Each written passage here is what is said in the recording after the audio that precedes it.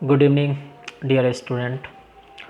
आज हम लोग इस वीडियो में पढ़ेंगे the strange case of Britain. पिछले वीडियो में हम लोगों ने द मेकिंग ऑफ इटली पढ़ा था, जिसमें हम लोगों ने पढ़ा था कि किस तरह से पिडमाउंट सार्डिनिया की लीडरशिप में इटली का यूनिफिकेशन हुआ। जेएसपी मेजनी, पिडमाउंट सार्डिनिया के king Emmanuel, Victor Emmanuel second, उसके चांसलर काबूल और गैराबॉल्डी ने मिलकर एक छोटे छोटे टुकड़ों में बटे हुए इटालियन एरिया को एक इटली का फॉर्म दिया। उससे आगे आज हम लोग पढ़ेंगे the strange case of Britain. अक्सर स्कॉलर का ये मानना है कि ब्रिटेन का जो नेशन का मॉडल है वो एक आइडियल मॉडल है। इस वीडियो में हम लोग समझने की कोशिश करेंगे कि किस तरह से वो आइडियल मॉडल है। ब्रिटेन बनना यानी एक नेशंस के तौर पर डेवलप होना कोई एक सडन अपहेल या फिर कोई रेवोल्यूशंस का रिजल्ट नहीं है, बल्कि ये एक लॉन्ग डाउन प्रोसेस, एक लंबी चलने वाली प्रक्रिया का परिणाम है। लेकिन इन सब चीज़ों को समझने और पढ़ने से पहले हम लोग एक चीज़ समझ लाएं कि जिसे हम लोग ब्रिटेन कहते हैं एक्चुअली में वो था क्या। आप लोगों ने ब्रिटेन का बहुत सारा नाम सुना होगा, great Britain, United kingdom, England. तो ये डिफरेंट नेम उसके डिफरेंट एरियाज़ को मिलके बना है। अगर इंग्लैंड को देखेंगे तो मेनली 5 पार्ट्स में बटे हुए थे। पहला इंग्लैंड, दूसरा स्कॉटलैंड, तीसरा वेल्स, चौथा आयरलैंड और पांचवा रिपब्लिकन ऑफ आयरलैंड। आयरलैंड का ही 2 पार्ट था, एक को नॉर्दर्न आयरलैंड कहा जाता था, एक रिपब्लिकन ऑफ आयरलैंड कहा जाता था। स्कॉटलैंड, इंग्लैंड और वेल्स को मिलाकर United kingdom of great Britain कहा जाता है, जिसको शॉर्ट में हम लोग ग्रेट ब्रिटेन कहते हैं।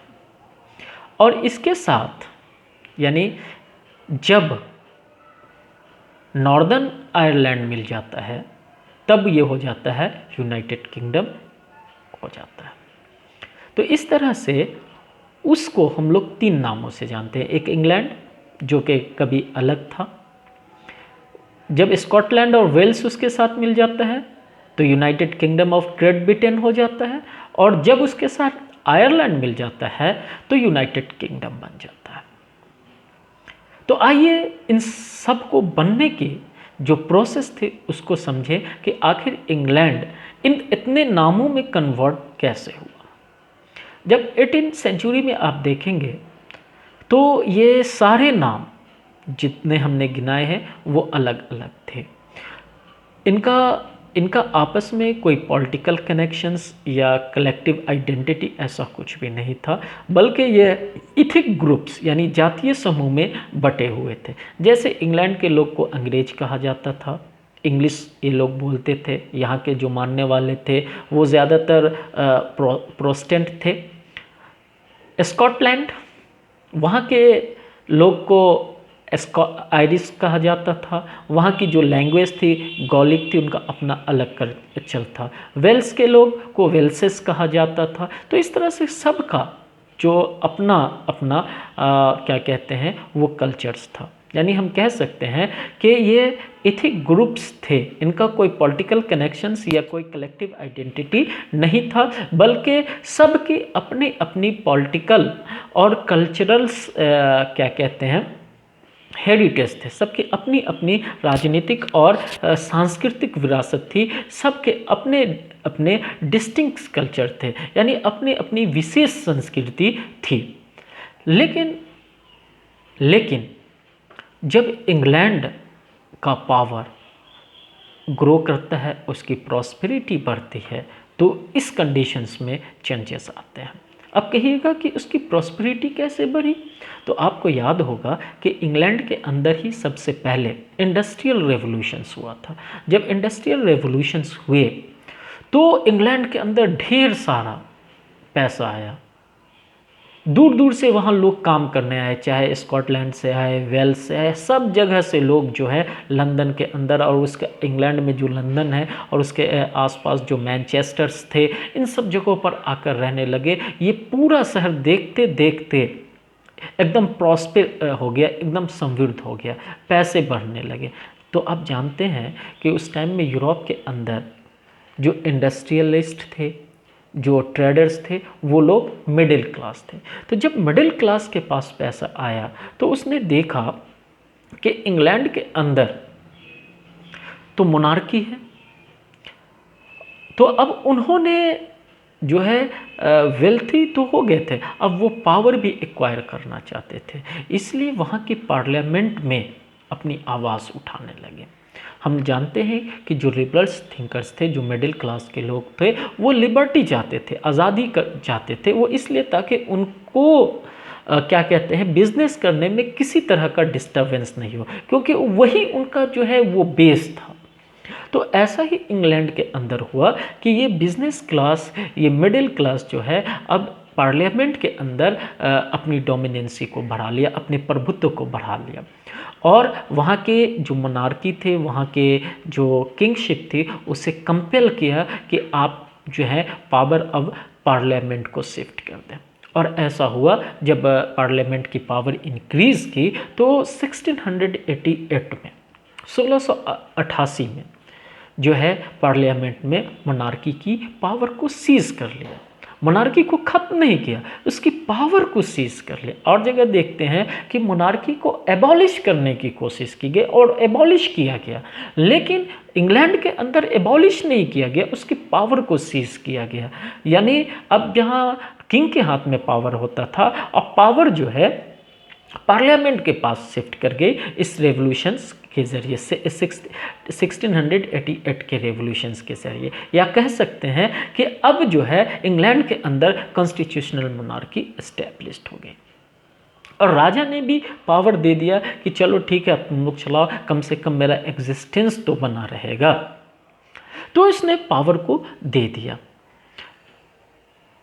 और इस घटना को हिस्ट्री में ग्लोरियस रेवोल्यूशंस के तौर पर जाना जाता है, गौरवपूर्ण क्रांति के तौर पर जाना जाता है। गौरवपूर्ण क्रांति इसलिए कि ये दुनिया का पहला और आखिरी ऐसा रेवोल्यूशंस था जिसके अंदर सत्ता परिवर्तित हो गए, गवर्नमेंट चेंज हो गई, सब कुछ हो गया, लेकिन वन ड्रॉप ऑफ ब्लड, एक भी खून का बूंद नहीं बहा। आपने देखा, पूरा इतिहास पढ़ा, फ्रेंच रेवोल्यूशंस पढ़ा, यूनिफिकेशन ऑफ जर्मनी पढ़ा, यूनिफिकेशन ऑफ इटली पढ़ा, सब कुछ पढ़ा, रेवोल्यूशनरीज के बारे में पढ़ा, सब जगह ब्लड शेड यानी खून बहे हैं, लेकिन ये दुनिया की पहली ऐसी क्रांति थी जहां खून नहीं बहा।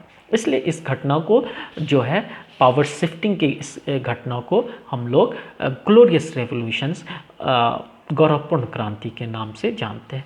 और ये सब सारी चीज़ें हो गई, पावर भी इंक्रीज़ कर गया, क्या कहते हैं, प्रॉस्पेरिटी भी आ गई, सब कुछ हो गया। तो अब जो है इंग्लैंड का ध्यान अपने टेरिटरी के एक्सपेंशन पर गया और उसकी पहली नज़र स्कॉटलैंड के ऊपर गई। हम पहले भी चर्चा कर चुके हैं कि स्कॉटलैंड के अंदर जो मेजॉरिटी थी वो कैथोलिक की थी और इंग्लैंड के अंदर जो मेजॉरिटी थी वो प्रोटेस्टेंट की थी। तो यहाँ पर एक कैथोलिक और प्रोटेस्टेंट के बीच कन्फ्लिक्ट भी हम लोगों को देखने को मिलता है, जिसकी आगे हम लोग चर्चा करेंगे।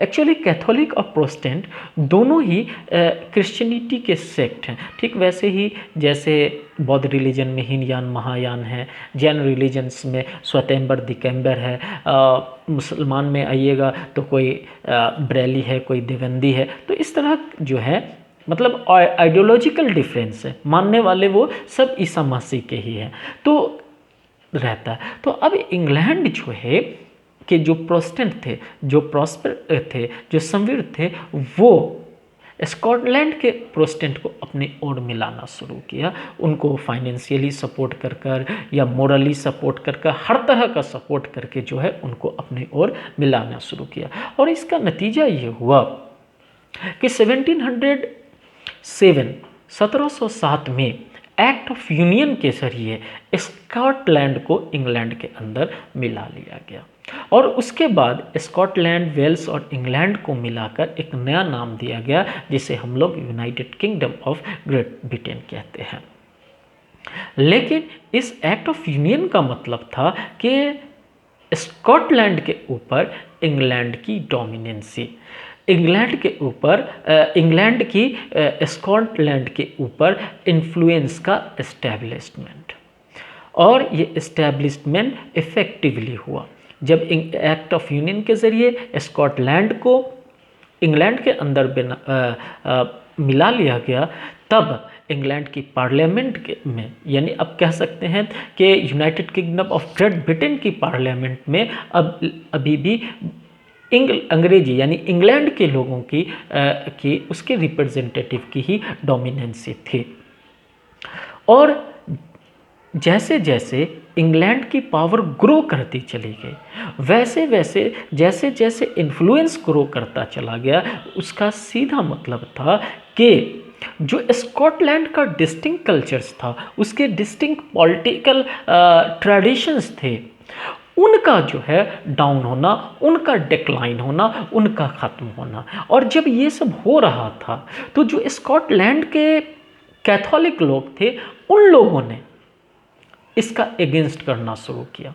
और जब इसका एगेंस्ट करना शुरू किया तो इंग्लैंड के, या कहें कि United kingdom of great Britain के जो लोग थे, उन्होंने उन कैथोलिकों को जो है अब रिप्रेस करना शुरू किया, उनका दमन करना शुरू किया।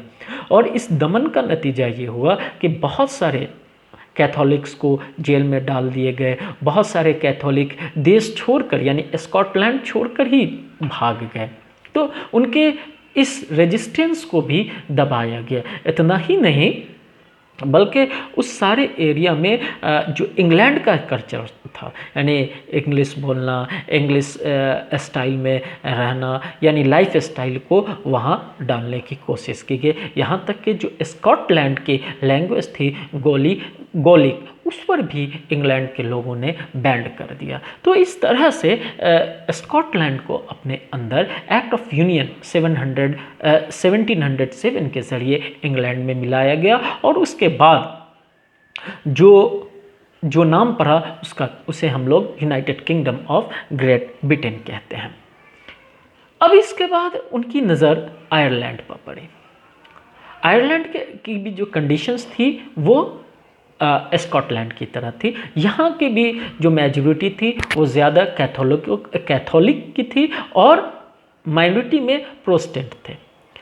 तो अब इंग्लैंड के जो प्रोटेस्टेंट थे, उन लोगों ने आयरलैंड के प्रोटेस्टेंट को सपोर्ट करना शुरू किया, फाइनेंशियली हो या जैसे भी हो, उनको सपोर्ट करना शुरू किया कि आप आयरलैंड के पॉलिटिक्स में अपनी डोमिनेंसी इस्टेब्लिश करें, अपना इन्फ्लुएंस इस्टेब्लिश करें, अपना प्रभाव जो है स्थापित करें। और भी कई तरीके से वहाँ जो है इंग्लैंड ने अपना इन्फ्लुएंस इस्टेब्लिश करना शुरू किया। और जिसका नतीजा ये हुआ कि वॉल्फ टोन जो कैथोलिक ग्रुप के लोग थे, उनका लीडर थे वॉल्फ टोन, उन्होंने यूनाइटेड आयरिशमैन उनके ऑर्गेनाइजेशंस के ज़रिए 1798 में जो है रिवॉल्ट किया, जिसे इंग्लैंड के लोगों ने, या कहें कि इंग्लैंड की गवर्नमेंट ने उसे भी दबा दिया। जब वॉल्फ टोन का जो रिवॉल्ट था 1798 का, वो अनसक्सेस हो गया। तब 1801 में आयरलैंड को भी इंग्लैंड के साथ मिला लिया। लेकिन जो है यहाँ पर प्रॉब्लम चल ही रही थी, यानी प्रोटेस्टेंट का और क्या कहते हैं कैथोलिक का। इसलिए इंग्लैंड ने जो नॉर्दर्न आयरलैंड थे, जहाँ प्रोटेस्टेंट की पॉपुलेशन ज़्यादा थी, उस पोर्शन को इंग्लैंड के अंदर मिला लिया। और उसके बाद उस पूरे एरिया का, यानी वेल्स, स्कॉटलैंड, इंग्लैंड और नॉर्दर्न आयरलैंड का मिलाकर जो नाम पड़ा, जिसे हम लोग यूनाइटेड किंगडम के नाम से जानते हैं। तो इन सारे एरिया को अपने अंदर मिला लिया गया, लेकिन जो कंडीशंस हम लोग स्कॉटलैंड के अंदर देखते हैं वही कंडीशंस जो है आयरलैंड के अंदर भी हम लोगों को देखने को मिलता है। जब 1801 के एक्ट के ज़रिए नॉर्दर्न आयरलैंड को इंग्लैंड में मिला लिया जाता है, तब इंग्लैंड अपने सारे कल्चर्स को यहाँ थोपने की कोशिश करते हैं और थोपते हैं। जो आयरलैंड के कल्चर्स होते हैं उसको डिमोलिश, उसको ख़त्म करने की कोशिश करते हैं। यहाँ इंग्लिश एजुकेशन या इंग्लिश स्टाइल इस्टेब्लिश करते हैं। जो उनका झंडा है यूनियन जैक, उसको जो है यहाँ लागू करते हैं। यहाँ तक कि जो इंग्लैंड का सॉन्ग होता है God save our noble king, उसको बड़े ज़ोर शोर से यहाँ लागू करते हैं और जो आयरिश आइडेंटिटी है उसको डिमोलिश, उसको एंड करने की कोशिश करते हैं, उसको ख़त्म करने की कोशिश करते हैं। तो इस तरह से इंग्लैंड एक लॉन्ग प्रोसेस के ज़रिए जो है इंग्लैंड से यूनाइटेड किंगडम में कन्वर्ट हो सका। हम लोग देखते हैं कि किस तरह से सिर्फ इंग्लैंड रहता है, एक छोटा सा कंट्री, और वो 1707 में स्कॉटलैंड को मिलाकर United kingdom of great Britain बनता है, और फिर 1801 में नॉर्दर्न आयरलैंड को मिलाकर यूनाइटेड किंगडम में कन्वर्ट हो जाता है। तो इस तरह से इंग्लैंड जो है, जिसे हम लोग ग्रेट ब्रिटेन कहते हैं, वो एक लॉन्ग प्रोसेस के रूप में हम लोगों के सामने आता है। अब हम लोग नेक्स्ट वीडियो में पढ़ेंगे visualisations of the nation. Thank you.